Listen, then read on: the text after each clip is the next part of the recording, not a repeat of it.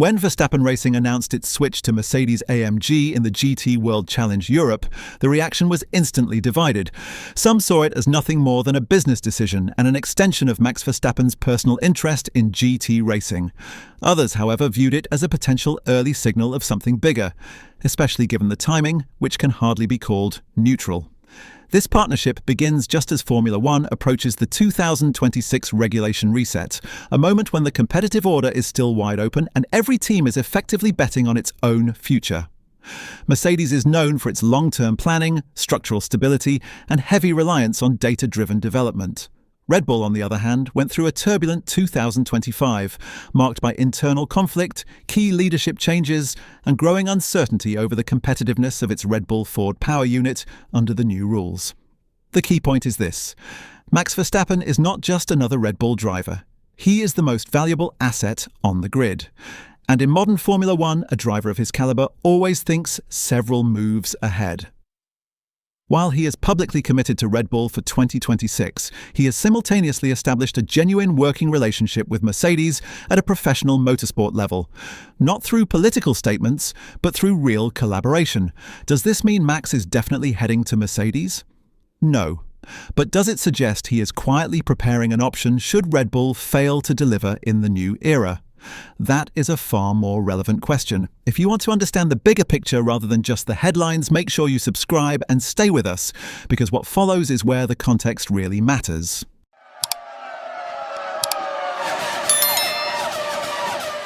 The first thing to make clear is what this Mercedes relationship actually is. Verstappen Racing, also known as Verstappen.com Racing, has signed a multi-year agreement with Mercedes-AMG Motorsport to compete in the GT World Challenge Europe from 2026 onwards. The program will run both Sprint Cup and Endurance Cup entries using the Mercedes-AMG GT3 and will continue to be operated by 2Cs Motorsport. This is not a symbolic partnership. It is a full customer racing project backed by the manufacturer, with factory involvement and a professional driver lineup. Mercedes' head of customer racing, Stefan Wendel, was explicit about the seriousness of the program. "We are delighted that Verstappen Racing has chosen to compete in the GT World Challenge Europe with a Mercedes-AMG GT3. He said. "The project is supported by 2Cs Motorsport, a very experienced team that has already achieved numerous successes and championship titles with our car. We are therefore very pleased with this extremely ambitious and promising project." Ambitious is the key word. The driver lineup confirms that this is not a hobby effort. Chris Lullum, a sim racing convert who has already delivered results for Verstappen's team, will be joined by Danny Juncadella in Sprint Cup competition. For the Endurance Cup, Mercedes factory driver Jules Gounon comes in, which automatically places the car in the Pro category. Gounon is not just a GT specialist, he also races for Alpine in the World Endurance Championships hypercar class. This is a serious top-level program. Crucially, Verstappen himself has been directly involved. At Estoril, shortly after the 2025 F1 season ended, he drove the Mercedes-AMG GT3 as part of a private test operated by 2Cs Motorsport, sharing the car with Gounon. That matters. Verstappen is not lending his name from a distance. He is physically integrating himself into the Mercedes racing ecosystem, working with its engineers, its drivers, and its operational culture. All of this, taken in isolation, could still be dismissed as coincidence. Verstappen has never hidden his passion for GT racing. He won on his Nürburgring Nordschleife debut in an NLS race with a Ferrari, and he has spoken openly about wanting to contest the Nürburgring 24 hours one day. He is building a long-term motorsport future that goes beyond Formula One. On paper, choosing Mercedes for a GT program does not automatically imply anything about his F1 career. But Formula One does not exist in isolation, and neither do drivers of Verstappen's stature. Context is everything, and the context surrounding Red Bull over the past year is impossible to ignore. Red Bull's 2025 season was not just about fluctuating performance, it was about instability at the highest level of the organisation. Internal conflicts that had simmered since 2024 came into the open. Key figures departed. Leadership structures changed. The sense of calm, ruthless efficiency that defined Red Bull during its dominant years was visibly eroded. Verstappen himself has never been shy about expressing discomfort with chaos. His public criticism of Red Bull's handling of Liam Lawson's demotion after just 2 races in 2025 was revealing. "I didn't agree with that at the time," Verstappen said in an end-of-year interview, "because in the end, you end up ruining someone's chance at a top team." That comment was not just about Lawson. It was about principles, stability, and decision-making. At the same time, Red Bull is entering the biggest technical gamble in its modern history. The Red Bull Powertrain's Ford engine project will debut in 2026 under radically new regulations. For the first time, Red Bull is producing its own power unit in partnership with Ford, while Mercedes enters the same era with more than a decade of hybrid engine dominance behind it. Verstappen has already heard the Red Bull Ford engine run and described its sound as crisp. But sound is not performance. Performance will only be known once the cars run in anger. And even within the paddock, there is quiet acknowledgement that 2026 carries real risk for Red Bull. That risk is amplified by the regulatory controversies already emerging.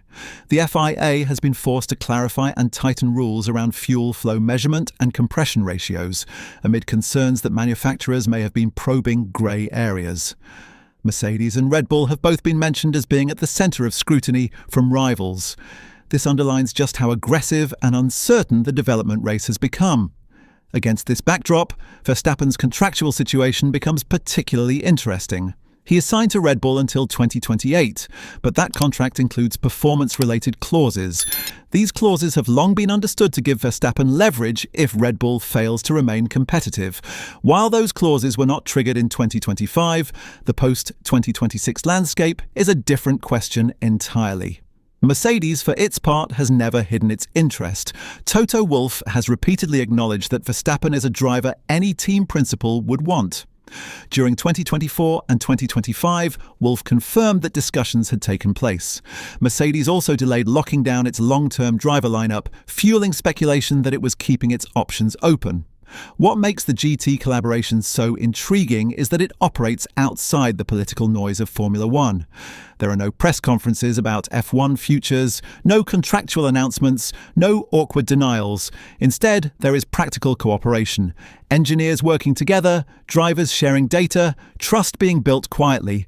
This is how serious motorsport relationships often begin. Not as dramatic transfers, but as parallel projects that allow both sides to evaluate compatibility without commitment. Verstappen learns how Mercedes operates. Mercedes learns how Verstappen works within a team structure. None of this violates his Red Bull contract. None of it forces a decision today. And yet, it undeniably shifts the balance of power. Verstappen is no longer entirely dependent on Red Bull as his only elite option. He is strengthening his position ahead of a regulatory reset that could redefine the grid.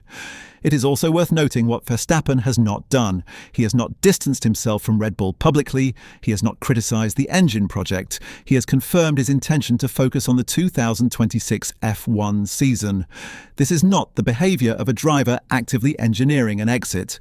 It is the behaviour of a driver who understands leverage. If Red Bull delivers a competitive car in 2026, this Mercedes relationship may remain exactly what it appears to be, a successful GT program running alongside an F1 career spent entirely at Red Bull. But if Red Bull struggles, the landscape changes instantly. In that scenario, Verstappen would not be starting conversations from scratch. The groundwork would already be laid. Mercedes too benefits from this ambiguity. Without signing Verstappen, it keeps itself aligned with the most complete driver of his generation. It signals ambition. It reminds the paddock that, despite recent struggles, Mercedes still sees itself as a future powerhouse in the new era. None of this proves a transfer is coming. But Formula One is not about proof, it is about positioning. And right now, Max Verstappen is positioning himself better than anyone else on the grid. So when people ask whether this GT partnership is just coincidence, the more accurate response might be that coincidence is the least convincing explanation in a sport defined by calculated moves.